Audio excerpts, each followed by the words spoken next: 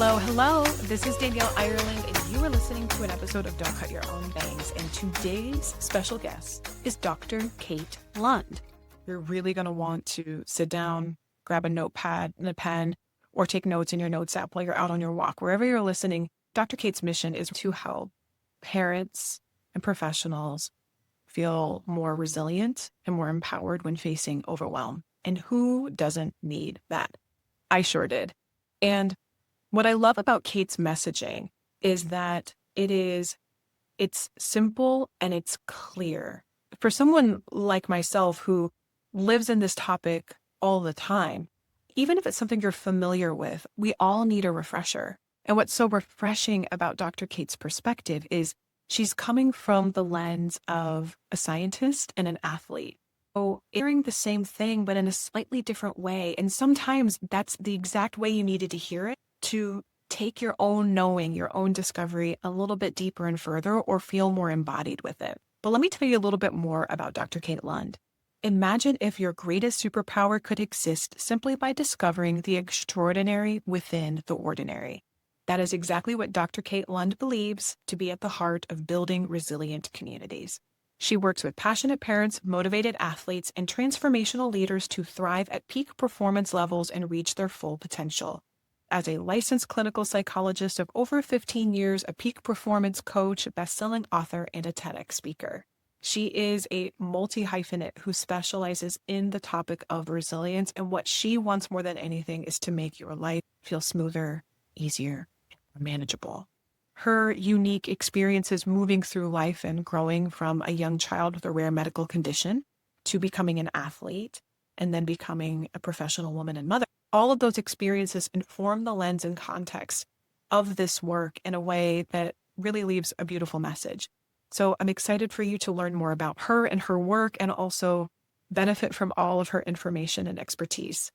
Get ready to sit back, relax, and welcome Dr. Kate Lund. Thank you so much for listening to this week's episode of Don't Cut Your Own Bangs. I hope that you enjoyed listening because I thoroughly enjoyed making it and I benefited from it greatly. My life was right in the season, like right in the sweet spot for the work that Dr. Kate is putting out into the world. This message on creating context, remembering mindfulness, allowing that mindfulness to follow you throughout the day, and also through her Don't Cut Your Own Bang moment, just maybe allow those messy, bumpy moments in life to exist and be and move on. Who doesn't need that reminder? I did. I absolutely did. Dr. Kate Lund, welcome to the Don't Cut Your Own Bangs podcast. I am so thrilled to have you here because you are passionate about and well-informed in a topic that I personally need, that I know everybody listening needs, how we can cultivate resilience and tap into and discover resilience in the face of feeling overwhelmed. Easier said than done, but you seem to have tools, resources, and a process that make it sound possible. So I'm very thrilled to have you here and welcome. Well, thank you so much. I'm really glad to be here. It's my pleasure. Yeah, it's really exciting. So Kate, you are also the host of the Optimized Mind podcast and author of the book Step Away, a modern guide for overwhelmed parents to reclaim strength and connection. So Kate, you wrote a book for overwhelmed parents. Is this rooted in your own personal experience or just something you've observed from afar as you're in your clinical psychology practice for 15 years? Yeah, no, that is a great question. The book is written through my lens as a child actually growing up with a medical issue. My parents had to be very resilient, and that I've reflected back, thought about that as I was writing. And then my life as a mom, I have 18-year-old twin boys. So have been through that kind of trajectory of momhood. So there's some overwhelm there.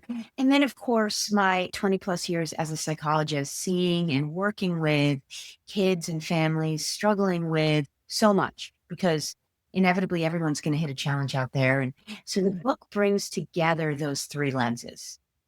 Nice. So your childhood, being raised by your parents and how your parents cultivated and modeled resilience for you, then how you internalized and processed that in real time, raising your own two twin boys, which, oh my gosh, I have two that are 4 and 2, but if I had two that were 2 at the same time, that humbles me. That humbles me greatly, imagining I don't know how familiar you are with Disney movies, but that movie, The Incredibles, the little boy Jack who could split and multiply, like my son is in, and I'm going to say all of this, and I hope everybody listening knows I love him dearly, but he is Jack. He just splits. It's like there's like 10 of him running around at once and I can't catch him. And he's also here, by the way, today. He's home. His daycare is closed. So if he busts in, this is just going to feel even more authentic and on topic with what we're talking about. But yes, take me back to your childhood then. Let's start there. So you had a rare medical condition and your parents had to cultivate resilience. The question is looping around to something I had already planned to talk to you about, which was when we had talked previously, your experience as an athlete. You're a tennis player. Yes. So you had a rare medical condition as a child, and obviously you achieved great things with sports or within the world of sports. So please bridge that gap for me. Fill in a little bit of that story. Yeah, sure. Absolutely. So when I was 4, I was a normal, healthy, active 4-year-old. And all of a sudden I started getting really bad headaches. I started throwing up in the middle of the night. Couldn't really articulate it at 4, but so my parents were baffled. The doctors were baffled because imaging technology back then wasn't what it is now. So they couldn't really figure out what was wrong for a while. But fortunately, they did figure out that I had this thing called hydrocephalus, which is when the cerebral spinal fluid isn't circulating as it should, causes pressure to build up on the brain.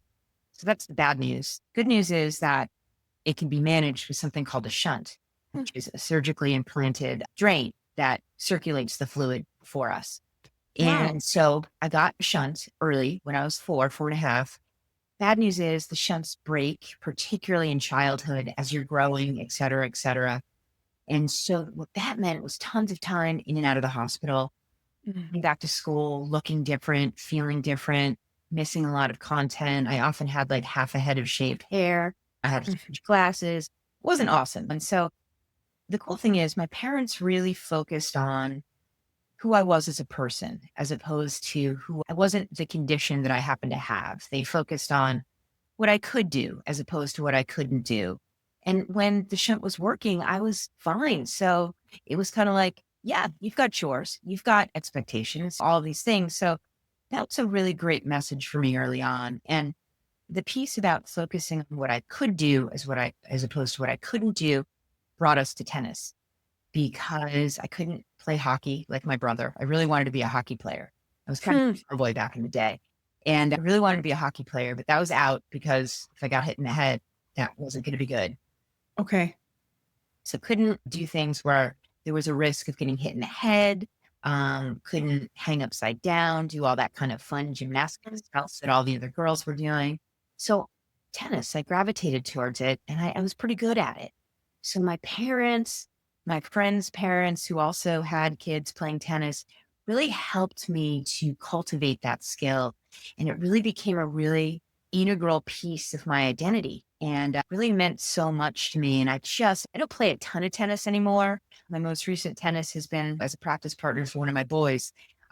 But it's always been a really important piece of who I am and a piece of what helped me through really difficult moments in my childhood.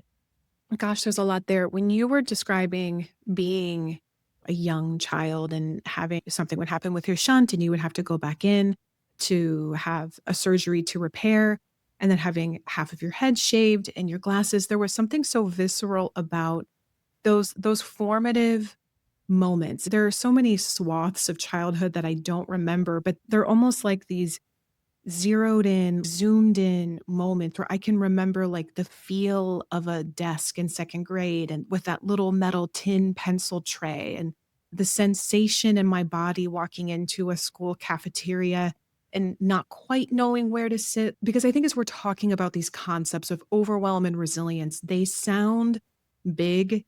And I think that when we particularly talk about steps to either recovery or skill building, everyone loves a list, right? It's so tangible and accessible, but I appreciate you offering that detail, because I think that particularly in the work that I do, when we are deep in struggle, it's the little versions of us that are almost always what I love working through like internal family systems or IFS. Little Kate, before she became tennis playing Kate and Dr. Kate, she's still in you too. And those experiences, those imprints are so real. And yeah. So thank you. Thank you for sharing that. And so it brings you to tennis. So I'm going to actually read a quote to you if you don't mind. And I'm quoting you back to you.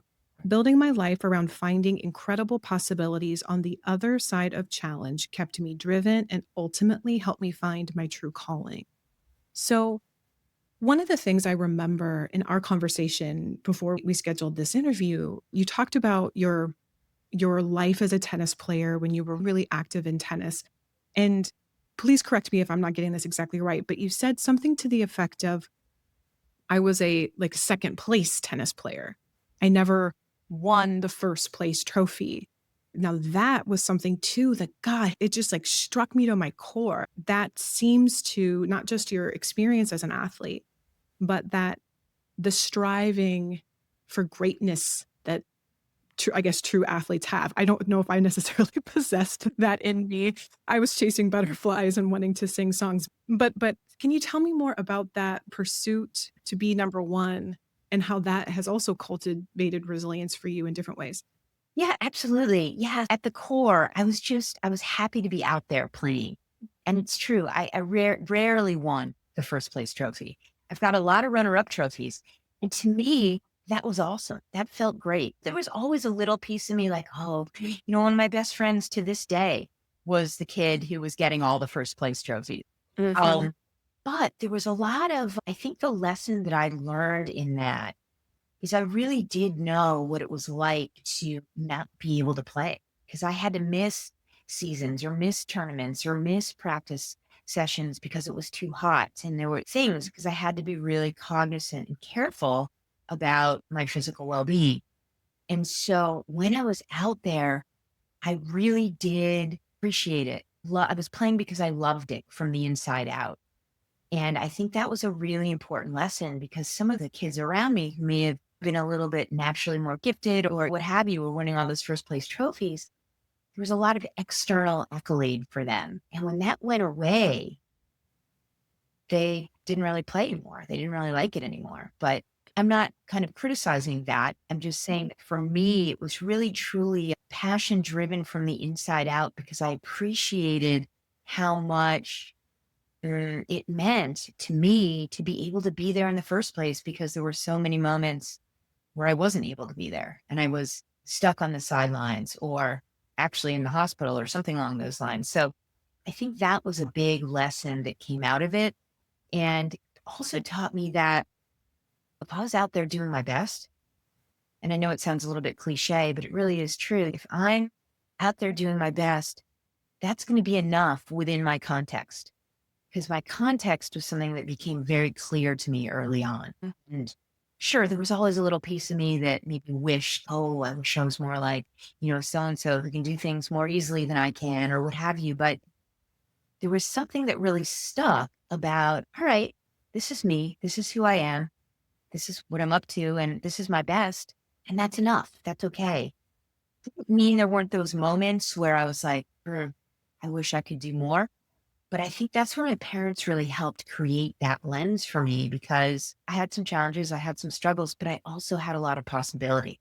And that possibility is what I held on to within my context, not thinking it needed to be more or better. That came later. But anyway. I love that you're bringing up context because I was curious as you were talking about the perspective you had. Well, how did you find that? Because I can also see how easily your experience could also lend itself to feeling victimized by your body or powerless to circumstances outside of your control.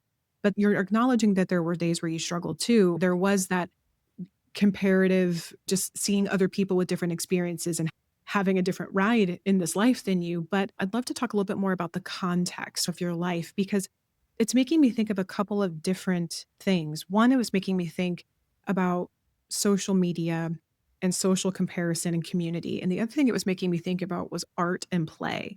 So with art and play, the rules and the context are what make the game fun because you understand your role. You understand the expectation, how I participate. I understand what to do and what I'm in pursuit of. Or with art, creating the constraint can also optimize the creativity. It's like with there's no box, it's almost like standing in a Hobby Lobby with paralysis. There's just too many options. And then with community and social media, I've heard social psychologists talk about how our minds as social creatures can really conceptualize like about 100 people, like where I fit within 100. But with access to seeing versions of people's lives there's what, 8.5 billion people. Not everyone has a smartphone, but let's say 6 billion. I don't know. It's almost impossible to wrap your head around the frame of reference or the comparison that's happening within that. To bring this back now to your story and expertise,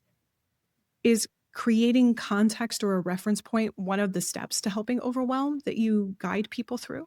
Yeah, it absolutely is, because helping folks to build awareness of their context and what's going to be most important in helping them thrive within that context.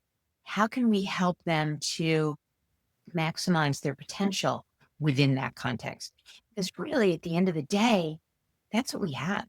We have ourselves, we have who we are and our own unique context. I always help folks to see that context clearly, and we build from there. And it's not always easy because Right. comparison is human nature, right?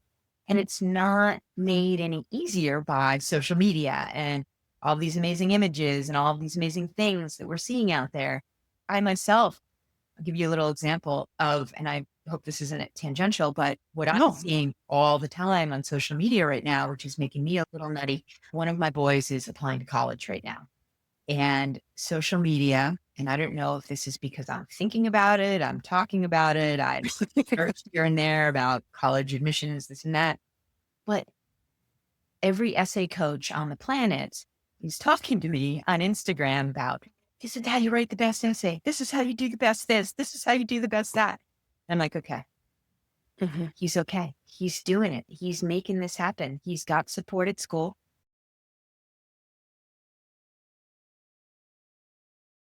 I get, regardless of context, get sucked in too, right? Yeah. It's a lot. And so helping folks to filter that out, easier said than done, but it's a part of the process. How do you, whether we're talking within your context as an athlete and a tennis player, or in your context as a parent or as a professional, how do you discern the sort of mindset of optimization and like, there's always more I could do? Because it sounds like gratitude and appreciation is another aspect or relationship that you've really cultivated within yourself that I can appreciate within the context of my life. All of these things are true. And this is what greatness is in within my context. But so much of the messaging it feels like we receive is, but you could do more, but you could do more. And so where do you like massage that relationship for yourself? Yeah, that is such a great question. And it's hard, right? It's really, really hard. Mhm. And again, taking that time to step back, reflect on what is your kind of primary goal? I'm asking myself, what have you done to move in that direction? Do you really need to be adding on all this extraneous stuff and direction to the pile? And it's much easier said than done. And I haven't mastered it yet. And it's an ongoing process, but it's a really important aspect of it all. And it's that idea of creating space, which is again really hard because we're all moving through life at a million miles an hour. And it's hard to slow down and take that step back, particularly when we have goals in mind, particularly when we're trying to build something. I guess that's a long winded way of saying it's an ongoing process, but it comes down to awareness, creating space, managing your stress response through. There's so many ways that we can do that. I like mini meditations, exercise is huge, connecting with folks, social support is huge, engaging in hobbies, things that bring you joy and moments of light at points through the day is important. So it's a very intentional process that I Mhm. believe myself. but it's at the same time a work in process because it's not always easy to master. Okay, three things I really want to tease out. So intention. I love intentionality. And well, what was the other thing? Intentionality. Then you talked about oh, come on, brain, you can do it. Wait. Oh, goals. That's what it was. Okay. Yes. You talked about goals and intentionality. So when you were talking about goals, it really reminded me of Simon Sinek's work. He wrote Start with Why. Yes. And then you talked about intentionality, having intentionality and presence with taking care of yourself. And I think to bring it to overwhelm, whether we're talking about career or self or relationships, I'll just speak for myself and not try to otherize it. That when I lose touch with my why, my goal, like, well, I'm so busy. What's the why? What is this busyness in pursuit of? And once that becomes clear, just like talking about a game or a craft or a project, it's once I understand and remind myself why I'm doing it, then it helps level set the to-do list in terms of understanding what needs to be prioritized. But I love that you also talked about the things that you can do to support your brain and body Yes. in this process in using the word intentionality, because I do think that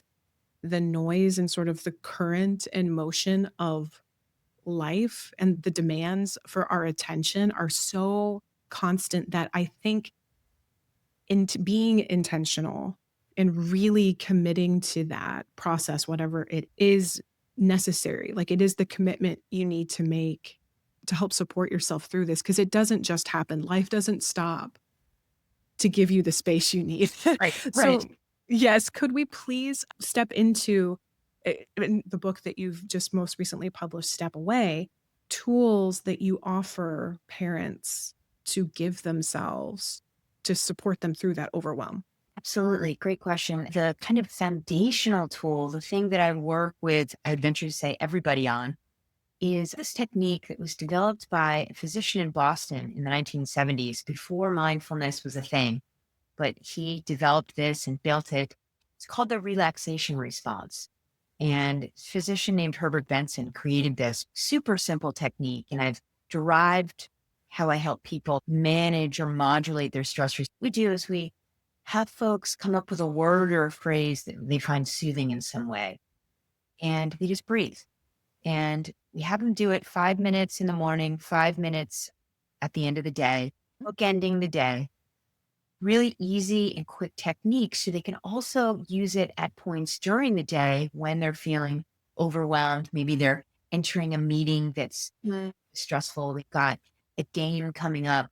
Extremely useful or effective with some of the younger athletes that I work with who are stressed out about a game or something along those lines. But really want folks to start to internalize what it feels like to be modulated in the moment. Because if we're starting the day in terms of our escalation or stress response up here, and then a stressor hits, boom, we shut down probably, right? And then we're not doing much of anything. So really want to help folks internalize what it feels like to be modulated and how to get there. I've talked about mindfulness and meditation on this podcast many times. So unless there's a new listener, this is a well-worn path for us, but I love looking at it from a fresh perspective, and something that I love that you positioned it in a different way than I've ever talked about it before. But it was just a great reminder that if we don't know the why, it's like we hear about all the things that are good for us to do, but if we're not connected with why we're doing it or why it would be helpful to try to participate in it, the benefit of mindfulness and practicing at the beginning of the day and the end of the day is so that you can become more present in life. I think it was Rick Rubin. I saw him in an interview recently where he was talking about meditation. And the reason he meditates is not for the 20 minutes or 30 minutes of sitting in a quiet space to start the day, but so that he can bring that presence into his day, which allows him for his pursuit, his goal, his why is accessing creativity and living a creative life. You're talking about a mindfulness practice so that you can level set your nervous system in moments where you're going to feel really stimulated and activated, like in a sporting event or for athletes going into a game. But this could also be for parents with small kids like myself. Exactly. Yes, Exactly. yes, Yeah. yes. I think of myself back in the day with my little guys. And at that time, my husband was traveling for work like 6 days a week and had moved Whoa. around a bunch. And so we found ourselves in this new town, and the boys were barely one. And it was a lot, right? And this was the point where I really recognized, okay, wait, because I thought this was going to be easy, this parenting thing, and I was going to be able to have my career and my life as an athlete and my kids, my awesome kids. And I figured out pretty quickly that wasn't true. And it was true, but I had to intentionally create a foundation of well-being around what we were going to do. So definitely integrated this technique back then. And also for me, movement's very important. I was working very part-time back then. And then I would put the boys in their double bob stroller, and we would drive to this really awesome little town on the water about 15 minutes away. We'd spend the day there walking around in the bob. And we hung out in the bookstore and the coffee shop, and everyone knew us in town. There they are in their bob. I'd bring them into Starbucks. Only teeny tiny little problem in terms of well-being there was that I was drinking too many Starbucks mochas, but Uh-huh. you can't have it all, I guess. I'll call out my own little tease for a don't cut your own bang moment. My relationship with caffeine definitely changes. When the story I'm telling myself is I have too much to do and not a time to do it, then my impulse is to reach for caffeine because I think it's going to be like the Energizer Bunny, but it just makes the crash harder at the end of the day. God, I can relate to that so much. And it sounds like one of the pillars or components from your work is that finding community. You were in a new town, you had two small kids, and so you got out and outside, Right. and began connecting with people, and people began to know who you were. Right. And it was a really good way. It was a great way for us to connect with folks. Moms groups, I tried to do that as well too. But the problem with that was the meetings were generally at someone's house. And so I had my two little guys, right? And I was always like a little bit, how am I going to do this, right? Carrying both the little seat basket things into the house, right? As they were getting a little bit heavier and heavier. I couldn't leave one of them while I carried one of them in. And so we preferred to meet up with folks in town and do walks as opposed to go to those meetings. But we tried that as well. But yes, community was key. And I still have relationships with some of these folks. We've moved again, so we're now out on the West Coast. And but I still have, and it's so fun to see what's happening to the kids. When our boys were 2 months, these kids were 5 months, and they're going to college this year. Yeah, it's just really fun to see that trajectory and have those moments of reconnection now. So I think that's something that also fuels me in the present. One thing to say here is connection is going to look different for all of us. And this is what I work with folks on as well. There's no one size fits all. And that goes back to context. Like maybe it's joining a meetup for a hobby that you're really interested in, or maybe it's joining an online chat group about another topic that you're really interested in, or maybe you do have the opportunity to get out and meet folks in person, or who knows, it's going to look different for all of us. Those are just the things that worked really well for me back in the day and still to a degree now. Yeah. So we've talked about intentionality, community, moving our bodies, mindfulness. Something else I noted too that I'd love for you to speak to is emotional intelligence. I'm paraphrasing something that I read from you, which was we have to learn the skill within ourselves in order to be able to offer that skill to our little ones and our children. And so, and I love that idea that we can't give what we don't have. And so when you're working with clients, how do you identify gaps in emotional intelligence? And then how do you help move the clients into developing that? Yeah, that's a really great question. And it all comes down to awareness and helping to, in a authentic way, in an honest kind of way, understanding how their way of being out in the world impacts those around them and vice versa, right? And helping to discover that, uncover that through discussion. I listen carefully. When I set out to write a book, I only knew two things. One was I wanted to make big feelings feel less scary and more approachable. And I wanted to bring some lightness to the feelings themselves. What I know to be true as a therapist is that emotions are energy in motion. They have information to tell you to inform the next right step to take. And self-doubt, fear, anxiety live in that space between knowing and not knowing. The second thing I knew was that I wanted to have fun in the process of making this thing. The result is this: Wrestling a Walrus for Little People with Big Feelings. Beautifully illustrated children's book that has a glossary at the end for some of the bigger feeling words. What this story does in a light and loving way is create context for those relationships you can't change, those people that you wish would treat you different, the things in life that we cannot control and yet we face that are hard. This book, it's a conversation starter for any littles in your life who want to create more safety and love and patience for some of those experiences. So hop on over to the show notes. You can pick it up at Amazon.com, BarnesandNoble.com, or my website. I hope that you do, because I believe in this little book. I freaking love this little book, and I cannot wait to hear your experience with it. Thanks so much for listening, and back to the episode. If you've ever wanted to start a journaling practice but didn't know where to start, or if you've been journaling off and on your whole life, but you're like, I want to take this work deeper, I've got you covered. I've written a journal called Treasured, a journal for unearthing you. It's broken down into 7 key areas of your life, filled with stories, sentence stems, prompts, questions, and exercises, all rooted in the work that I do with actual clients in my therapy sessions.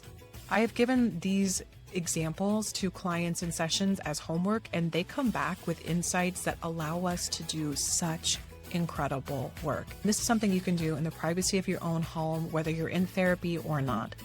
It has context, it has guides, and hopefully some safety bumpers to help digging a little deeper feel possible, accessible, and safe.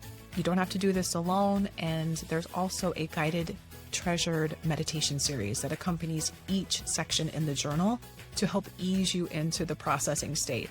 So my hope is to help guide you into feeling more secure with the most important relationship in your life, the one between you and you.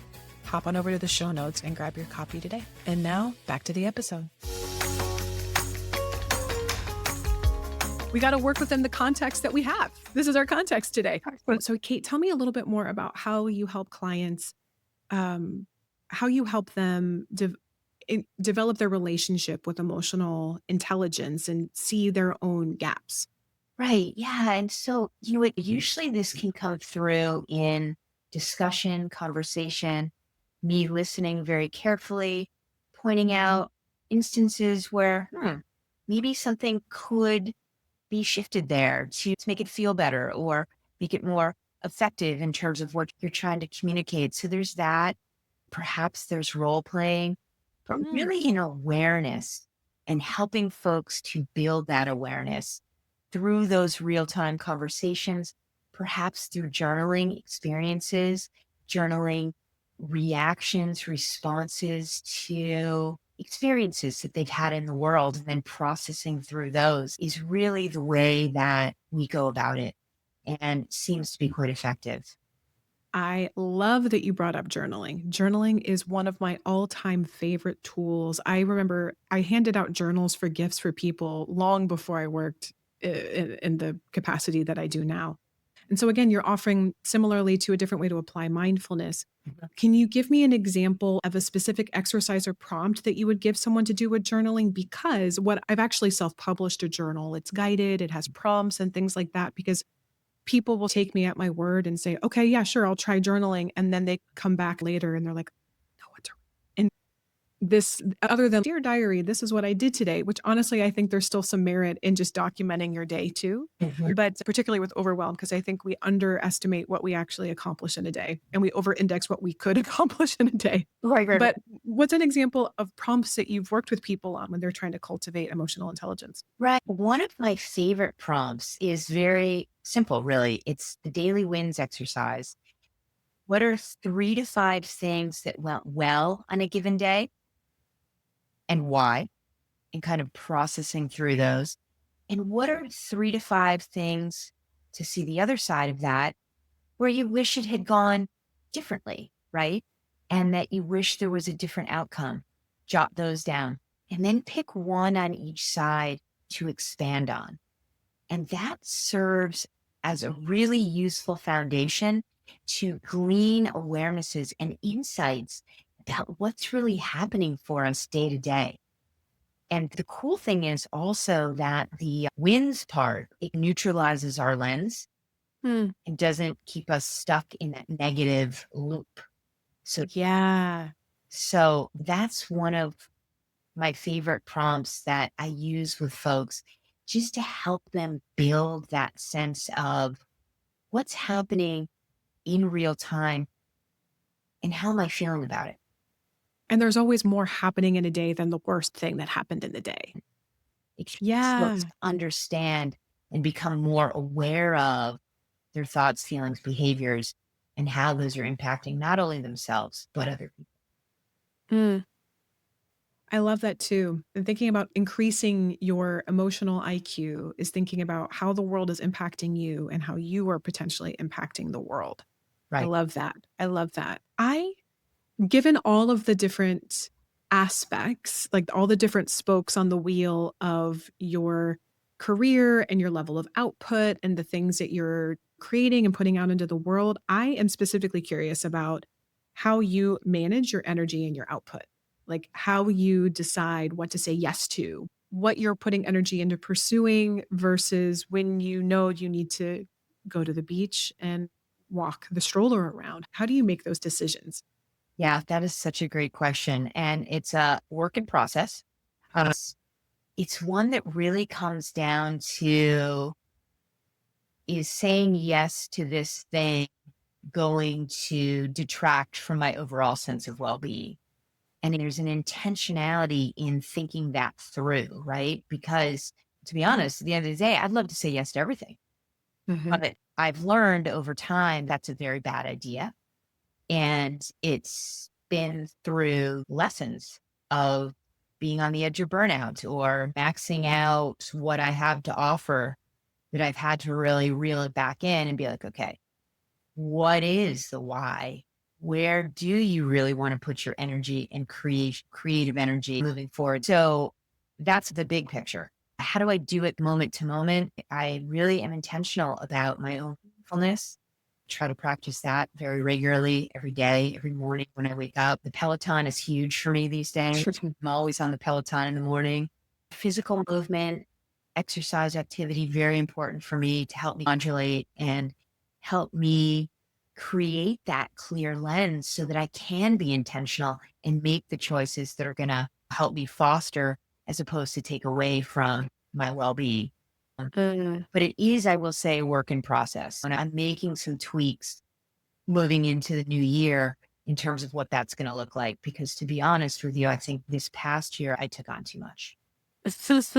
Yes, that sometimes the receipt and the gift of hindsight is, oh man, okay, I see what I could have done a little differently there. One of the ways that I've been trying to, again, definitely work in process, work in progress, is think about my time in terms of what fuels me and then what requires more energy. So an hour spent preparing and maybe delivering a presentation, I know the energetic output is going to the toll it takes and the energy required from me will stretch almost like a bell curve. It'll stretch beyond the hour itself that I've committed myself to Wow. versus every time I do a podcast like this, it energizes me. Like I'm going to have a beneficial return on my energy for at least an hour and a half, 2 hours after this, where I'm just going to feel zippy. My outlook's going to be more positive because this fuels me. Thinking of it's not just the calendar hour Right. or the block of time, but the energetic output or input with how that time is spent. And it's the same with social engagements. There are friends that energize me.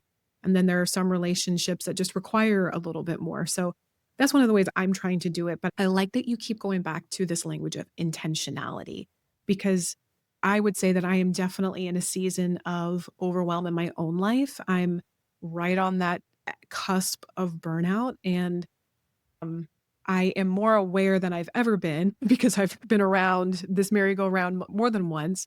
I can feel it's like I can smell it in the air, like someone's burning a fire, burning some leaves. I can smell it, but I'm not on fire yet. But you every time you bring up the word intentionality, it's I can feel myself calm down every time you say it. And I think it's because what I'm recognizing is when I feel overwhelmed, I I feel like I'm in a boat without oars and the water's choppy. I've just lost that clarity of intentionality. When I'm with my son, he's out of school for 2 days, and that may not be within that frame of reference. That may not be the day to accomplish every financial and professional goal.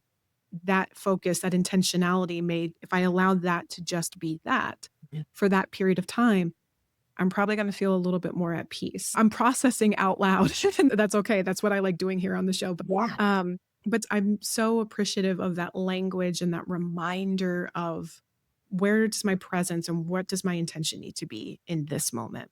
Yeah, absolutely. And easier said than done. But you make a really good point in that on the day when your son is out of school and you might not get to everything on your business and financial to-do list, and that's okay. But given that we're both probably doers wanting to get things done, it's that moment of really taking that step back and recognizing, no, that's okay.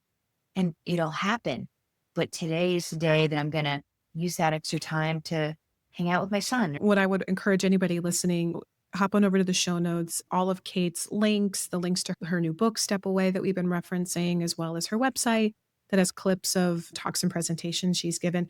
The language and the look of your website was simple and clear. Yeah. And I've appreciated in our conversation the reinforcing of this is a simple, clear message. And you're not saying that it's easy in practice. Right.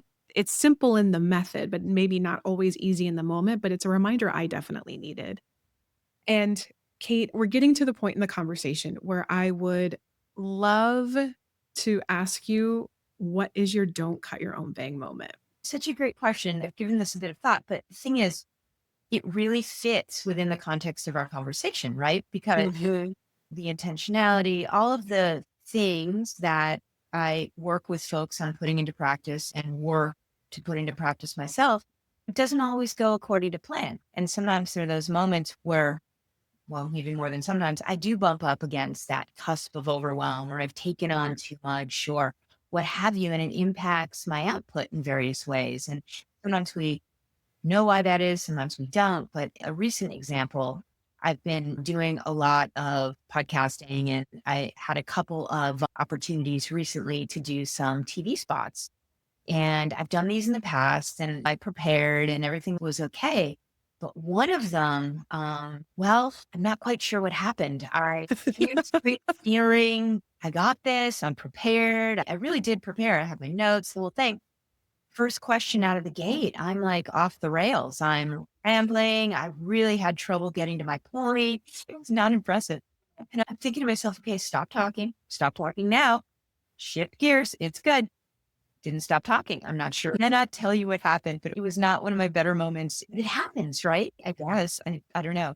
So I think that was, if I take a step back and reflect, a moment to say, okay, wait, you need to maybe slow down a little bit, take a little bit more space, be even more intentional to make sure that you're buttoned up, dialed in these types of important moments. Maybe that was the learning. Yes. So this example sounds like it was very recent. And there's a phrase, and I hope I'm getting it right, but there's a phrase for Broadway performers and live stage performers. I think it's called the white room, because a lot of anybody who maybe doesn't know about live theater performers, particularly Broadway performers, there's usually between 6 and 12 weeks of rehearsal and preparation. And then it's usually 8 shows a week. And sometimes on the weekends, 2 shows a day. And so you could imagine once that performance and everything is like in your bones, you've got it down, you're prepared. But there is this phenomena, and it's not on show one, not or even show two, but it's almost when it's in that somewhere in that middle space between you know it like the back of your hand, but you know it so well that your mind can maybe do something else. And somewhere in that gap, you just drop into this white room where you forget everything. You don't know your name. You don't know where you are. You don't know your mark. And it is a petrifying experience. And I remember I was the lead in a play. I was a theater major in my undergrad, and I was the lead in a play. And there was a long pause, and I didn't realize that my scene partner was trying to milk a moment, like an emotional moment, and I thought they needed me to up the line for them just to help them find their place. And what I ended up doing was skipping like 4 pages of dialogue. Oh. And it was everyone backstage was like, "Oh, what the fuck? What the fuck?" And I don't embarrass too easily. I think that's one of the benefits of having again, you have the experience as an athlete. I have a background as a performer. When you fall on your face, literally or metaphorically, enough times in front of groups of people, you realize, oh, okay, I'm going to live. It's going to be fine. But that moment, there are still times where if I let myself sit in that memory, I will just start to sweat. It was bad. It was bad, bad, bad. And so sometimes it happens. And maybe the lesson is to be nice to yourself and just remember that it happens, Right. have a little, yes. And that I think might really be the thing. Like I did my best, hopefully there'll be other opportunities but definitely a learning moment or a moment, I guess we'll call it. Right. I mean, like truly, like, is it good or bad? I don't know. It was, and it happened. Oh gosh, but that is so relatable. Someone passes you the mic and you're just like, well, my mouth is moving. I wonder what I'm saying. Yes. Oh my God. But who hasn't had a moment like that at a dinner party or, yeah, gosh, Kate, thank you. Thank you for sharing that moment that humanizes. You're an accomplished author, TED Talk speaker, course leader, athlete, PhD, and to know that even you had a moment where it didn't go quite the way you planned, but you came out on the other side. That's more than anything. That's the thing I love about that question. So thank you for going there with me. And this was lovely spending this hour with you. I really appreciate your time and your insight. And I can't wait for everyone to get to hear it. Amazing. Well, thank you so much for having me. Thank you for spending this time with me. Your time, care, and attention mean more to me than you know. It's the greatest gift you can offer. And I want to help this podcast reach as many people as possible. Please remember to rate, review, and subscribe to the podcast. It helps it grow. The feedback will make me better. And make sure to hop over to the show notes too, so you can connect with all of Dr. Kate Lund's links, as well as links to my children's book, Wrestling a Walrus, and my journal, The Treasure Journal. All of those resources are linked for you there. And I hope that you continue to have an incredible day.